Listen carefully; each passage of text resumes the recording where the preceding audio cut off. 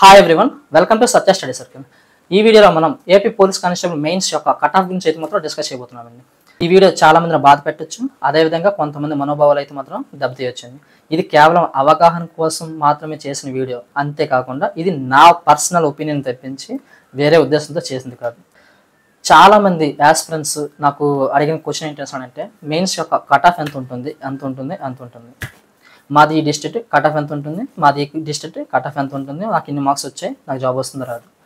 చాలామంది యాస్పిరెంట్స్ నుండి మెయిన్స్ రాసిన తర్వాత ఎదురైన ఫస్ట్ క్వశ్చన్ ఇదేనండి. చాలామంది ఈ క్వశ్చన్ బేస్ చేసుకుని చాలా రకాల వీడియో చేస్తున్నారండి. అయితే ఇందులో నిజం ఎంత అబద్ధం ఎంత అనేది ఇప్పుడు మనం తెలుసుకుంటామండి. ముందుగా ఈ మెయిన్స్ రాసిన యాస్పిరెంట్స్ని మనం 3 టైప్స్గా డివైడ్ చేద్దామండి, ఓకేనా. అందులో ఫస్ట్ వన్ ఏంటి అంటే 140+ మార్క్స్ వచ్చిన వాళ్ళు. అండ్ అదేవిధంగా సెకండ్ కేటగిరీ ఏంటి అంటే 110 to 130 మధ్యలో వచ్చిన వాళ్ళు. అండ్ థర్డ్ కేటగిరీ ఏంటి అంటే 90 బిలో వచ్చిన వాళ్ళు అండి, ఓకేనా. అయితే ఇక్కడ గమనించవలసిన ఒక విషయం ఏంటంటే ఈ 140+ వచ్చిన వాళ్ళతో మనకి ఎటువంటి టెన్షన్ లేదు. అదేవిధంగా మనకి 90 బిలో వచ్చిన వాళ్ళకి కూడా మనకి ఎటువంటి టెన్షన్ లేదు. వీళ్ళకి తెలుసు వీళ్ళకి జాబ్ వస్తుందని తెలుసు, వీళ్ళకి కొన్ని కేటగిరీస్కి మాత్రం జాబ్ రాదని కూడా తెలుసండి. సో వీళ్ళని మనం ఎలిమినేట్ చేద్దాం. అండ్ ఫైనల్గా మనం తెలుసుకోవాల్సింది ఏంటంటే ఈ 110 to 130 మార్క్స్ మధ్యలో ఉన్న యాస్పిరెంట్స్ అండి, ఓకేనా. ఈ యాస్పిరెంట్స్ ఉన్న ఫస్ట్ డౌట్ ఏంటంటే నాకు 115 వచ్చాయి, నాకు 120 వచ్చాయి, నాకు 125 వచ్చాయి, నాకు జాబ్ వస్తుందా, నాది ఈ డిస్ట్రిక్ట్ నాకు జాబ్ వస్తుందా, నాకు ఆ డిస్ట్రిక్ట్ నాకు జాబ్ వస్తుందా, కట్ ఆఫ్ ఎంత ఉండొచ్చు. ప్రతి ఒక్క యాస్పిరెంట్ నుండి కూడా వచ్చిన ఫస్ట్ డైలాగ్ ఏంటంటే కట్ ఆఫ్ ఎంత ఉంటుంది, ఓకేనా. ఇక్కడ మనకి గమనించవలసిన ఒక విషయం ఏంటంటే ఈ ఒక్క విషయాన్ని పట్టుకొని చాలామంది అతి తెలివైన వ్యక్తులు కానీ ఈ విషయాన్ని పట్టుకొని మనకి చాలా అన్నెసెసరీగా వీడియోస్ చేస్తున్నారండి, ఓకేనా. సో వీటన్నిటికీ ఒక సమాధానం చెప్పాలి అనే ఉద్దేశంతో కేవలం నా యొక్క ఒపీనియన్ మాత్రం చెప్తున్నాను ఇందులో, ఓకేనా. అయితే ఈ కట్ ఆఫ్ అనేది అయితే మాత్రం పూర్తిగా ఫేక్ అండి.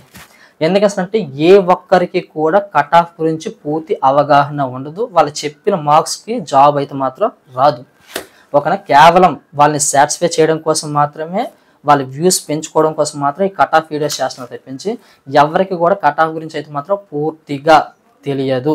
ఇది నా ఒపీనియన్ మాత్రమే. మనకు తెలుసుకోవాల్సింది ఈ 140+ వచ్చిన యాస్పిరెంట్స్ ఎవ్వరు కూడా నాకు ఇన్ని మార్క్స్ వచ్చాయని చెప్పరు. వీళ్ళు ఎప్పుడు కూడా అండర్ గ్రౌండ్లోనే ఉంటారు. వీళ్ళకి రిజల్ట్ వచ్చిన తర్వాతే వీళ్ళు ఎక్స్పోజ్ అవుతారు తప్పించి ముందైతే మాత్రం వీళ్ళైతే మాత్రం ఎక్స్పోజ్ అవ్వరు. ఇదైతే మాత్రం మీరు గుర్తుంచుకోవాలి. ఒకరు వీళ్ళు ఏమని చెప్తారు అంటే నాకు 150 మార్క్స్ వచ్చాయని చెప్పరండి, నాకు 120 వచ్చాయి, లేదంటే 125 వచ్చాయి, ఇలాగే చెప్తారు. ఎందుకంటే వాళ్ళ యొక్క దిష్టి పడకూడదు మన మీద అనే ఉద్దేశంతో మాత్రమే. ఇది కొంతమంది. అండ్ అదేవిధంగా సెకండ్ తీసుకుందాం. ఈ 90 బిలో వచ్చిన వాళ్ళకి కొంతమంది జాబ్ రాదు అని తెలుసు వాళ్ళ కేటగిరీ బట్టి, కానీ వీళ్ళకి మాకు 80s వచ్చాయి, 85 వచ్చాయని మాత్రం చెప్తారు. వీళ్ళు ఏం చెప్తారు అంటే నాకు 120 వచ్చాయి, లేదంటే 115 వచ్చాయని చెప్తారండి. ఎందుకంటే రేపు పొద్దున్న నోటిఫికేషన్లో కట్ ఆఫ్ 125 వచ్చాయి అనుకోండి, నాకు 120 వచ్చాయని చెప్పాను కదా, సో 5 మార్కులు జాబ్ పోయింది అని చిన్న సింపతి క్రియేట్ చేయడం కోసం మాత్రమే వీళ్ళు తప్పుగా చెప్తారు. సో ఇక్కడ మనకి అబ్జర్వ్ చేయాల్సింది ఏంటంటే వీళ్ళు తప్పే చెప్తారు. అండ్ అదేవిధంగా వీళ్ళు అస్సలు ప్రాబ్లం అంతా ఇక్కడ వస్తుందండి. వీళ్ళతో ప్రాబ్లం ఏంటంటే వీళ్ళకి జాబ్ వస్తుందా రాదా అనే టెన్షన్లోని నిద్రపట్టదండి. ఫస్ట్ ఆఫ్ ఆల్ వీళ్ళకి ఏంటంటే నాకు ఇన్ని మార్క్స్ వచ్చాయి, జాబ్ వస్తుందా రాదా, కనిపించిన ప్రతి వీడియో చూస్తారు, కనిపించిన ప్రతి ఒక్కరిని అడుగుతారు నాకు ఇన్ని మార్క్స్ వచ్చాయి, నాకు జాబ్ వస్తుందా రాదా. ఇక్కడ తెలుసుకోవాల్సిన ఒక విషయం ఏంటంటే మీరు అడిగిన వారికి కూడా తెలియదు ఇన్ని మార్క్స్ జాబ్ వస్తుంది అని అనేసి. ప్రీవియస్గా ఇన్ని మార్క్స్కి జాబ్ వచ్చింది, సో అది కంపేర్ చేసి ఇక్కడ చెప్తారు మీరు. సో అక్కడ 130 వచ్చాయి కాబట్టి నీకు 130 వచ్చింది కాబట్టి నీకు జాబ్ వచ్చేస్తుంది అనేసి, పేపర్ ఈజీగా ఉంది కాబట్టి కట్ ఆఫ్ పెరుగుతుంది అనేసి ఈ కాన్సెప్ట్తో చెప్తారా మీకు జాబ్ వస్తుంది అనేసి. మీరు ఏ విధంగా చెప్తారు అనేది నాకు క్లారిటీ కావాలి. ఎందుకంటే పూర్తిగా నాకు ఈ విషయం తెలియక నేను అడుగుతున్నాను. వీళ్ళు ఏ విధంగా సమాచారం సేకరిస్తారు? మొత్తం ఇప్పుడు 39,000 మంది రాశారు. ఈ 39,000 మందిలోని 39,000 మందిని అడిగారా మీకు ఎన్ని మార్క్స్ వస్తాయనేసి? ఒకవేళ మీకు తెలిసినంత వరకు మహా అయితే ఒక 200-300 మందిని అడిగి ఉంటారు. లేదు అంటే మనకి యూట్యూబ్లోని లేదంటే వాట్సాప్లోని మనకి లేదా టెలిగ్రామ్లో పోల్స్ పెడతారు. మహా అయితే ఒక 5,000 మంది పార్టిసిపేట్ చేస్తారు.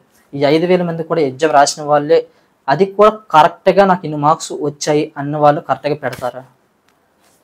ఏం లేదు, చాలామంది సరదాగా టిక్ పెడతారు. వీళ్ళు ఇదే నిజం అనుకొని సో ఇన్ని మార్క్స్ వస్తే ఇంతకి జాబ్ వస్తుంది, ఇన్ని మార్క్స్ వస్తే ఇంతకి జాబ్ వస్తుంది, ఇన్ని మార్క్స్ వస్తే ఇంతకి జాబ్ వస్తుంది అని అనేసి డిసైడ్ చేస్తారు. కరెక్ట్గా చెప్పండి ఆస్పిరెంట్స్, మీరు ఎవరినైతే అడుగుతున్నారో వాళ్ళకి 100% తెలుసు ఇన్ని మార్క్స్ జాబ్ వస్తుంది అనేసి.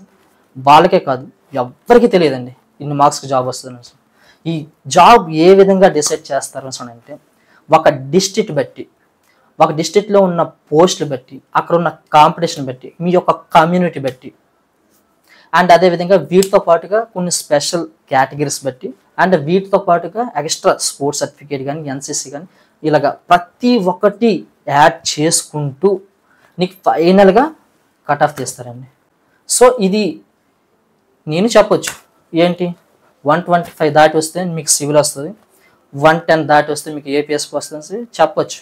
ఆస్పిరెంట్స్ ఆ మాటల్ని మైండ్లో పెట్టుకొని ఒకవేళ ఫెయిల్ అయినట్లయితే ఎంతమంది సఫర్ అవుతుంటారు అది ఒక్క నిమిషం ఆలోచించారు మీరు.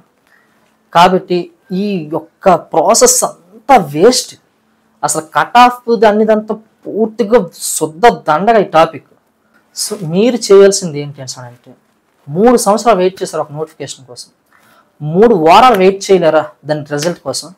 3 సంవత్సరాలు బట్టి చాలా కష్టపడ్డారు, చాలా సఫర్ అయ్యారు. 3 వారాలు రెస్ట్ తీసుకోండి, ప్రశాంతంగా ఉండండి. ఓకేనా? మీకు తెలుస్తుంది మీకు జాబ్ వచ్చిందా లేదని అనేసి. మీకు జాబ్ వస్తుందా, నెక్స్ట్ ప్రాసెస్ ఏంటి, సో నెక్స్ట్ మెడికల్ ఏంటి, నెక్స్ట్ మనకి రెడీ చేసుకోవాల్సిన సర్టిఫికేట్స్ ఏంటి, ఈ విధంగా ఈ పనిలో ఉండండి. మీకు జాబ్ రాదా, వీళ్ళు ఏం చేస్తారు, నెక్స్ట్ వేరే జాబ్స్కి అప్లై చేస్తే వాటి కోసం కంటిన్యూ అవ్వండి. అంతే తప్పించి ఇక్కడ మాత్రం ఉండిపోవద్దు. ఎందుకు ఎంత పర్టికులర్గా ఎంత హార్ష్గా చెప్పాల్సి వస్తుంది అంటే ఈ బార్డర్లో మార్క్స్ వచ్చిన ప్రతి ఆస్పిరెంట్ కూడా వాళ్ళ టెన్షన్తోని కనిపించిన ప్రతి వీడియో చూస్తారు. వాళ్ళు చెప్పిన దానికి వీళ్ళకి వచ్చిన మార్క్స్ కరెక్ట్గా సరిపోతే అమ్మాయి నాకు జాబ్ వస్తుంది అని అనుకుంటారు, హ్యాపీగా ఉంటారు. అండ్ అదేవిధంగా నెక్స్ట్ వీడియో చూస్తే వీళ్ళు చెప్పిన మార్క్స్కి ఇక్కడ వీళ్ళకి వచ్చిన మార్క్స్కి సింక్ అవుతుంది, నాకు జాబ్ రాదని బాధపడతారు. ఇలా మీరు బాధపడుతూ టెన్షన్ పడుతూ సఫర్ అవుతూ మీ యొక్క లైఫ్ని లీడ్ చేస్తే అది మీ ఆరోగ్యానికి ప్రాబ్లం, అదేవిధంగా మీ యొక్క హెల్త్ చాలా చాలా చాలా డిస్టర్బ్ అవుతుంది. కాబట్టి మీకు చెప్పాల్సింది ఒకటి ఏంటి అంటే మీకు జాబ్ వచ్చింది, ఇక్కడ తాగిపోతారా? నెక్స్ట్ మంచి జాబ్ కోసం ట్రై చేస్తారా? ఓకేనా? ఆ పనిలో ఉండండి. లేదు మీకు జాబ్ రాలేదు అనేసి అంటారు, నెక్స్ట్ ఏం చేస్తారు, మీరు ఇప్పటివరకు కూడా ఏ మిస్టేక్స్ చేశారు అది రెక్టిఫై చేస్తూ నెక్స్ట్ నోటిఫికేషన్ కోసం ప్రిపేర్ అవ్వండి. వచ్చినా మీ యొక్క ప్రిపరేషన్ కంటిన్యూ అవుతుంది, మీకు జాబ్ రాకపోయినా మీ ప్రిపరేషన్ కంటిన్యూ అవుతుంది. మీరు ఈ కట్ ఆఫ్ అనే మాయలో పడి మీ యొక్క హెల్త్ అయితే మాత్రం పాడు చేసుకోవద్దండి. నా వరకు ఇది చిన్న రిక్వెస్ట్. అందరికీ కూడా నేను చెప్పాల్సిన ఒక పాయింట్ ఏంటంటే మీకు జాబ్ వచ్చినా మీ లైఫ్ ఎక్కడ ఆగిపోదు, మీకు జాబ్ రాకపోయినా మీ లైఫ్ ఎక్కడ ఆగిపోదు. ఓకేనా? మీరు కానిస్టేబుల్కి అప్లై చేసిన 6 లక్షల మందిలోని 39కి ఫిల్టర్ అయ్యారనంటే వీళ్ళందరూ కూడా సక్సెస్ అయినట్లే. కానీ కేవలం పోస్టులు తక్కువ ఉండబట్టి అందులోని మనకి మంచి మార్క్స్ వచ్చిన వాళ్ళకి మాత్రమే ఇవ్వాలి కాబట్టి వాళ్ళకి ఇస్తున్నారు. మిగతా వాళ్ళందరూ కూడా తక్కువేం కాదు. మిగతా వాళ్ళందరూ కూడా ఎక్కడ మిస్టేక్స్ చేశారు అనేది ఒకసారి అవగాహన తెచ్చుకొని వాటిని మీరు క్లియర్ చేసుకొని నెక్స్ట్ నోటిఫికేషన్కి కానీ లేదంటే వేరే నోటిఫికేషన్లు అయితే మాత్రం రిలీజ్ అవుతున్నాయి కాబట్టి వాటికి అయితే మాత్రం ప్రిపేర్ అవ్వండి. సో ఈ వీడియో ఎవరైనా బాధ పెట్టి ఉంటే సారీ. ఈ వీడియో నచ్చినట్లయితే లైక్ చేయండి, కామెంట్ చేయండి, మీ ఫ్రెండ్స్ అండ్ ఫ్యామిలీ మెంబర్స్కి షేర్ చేయండి.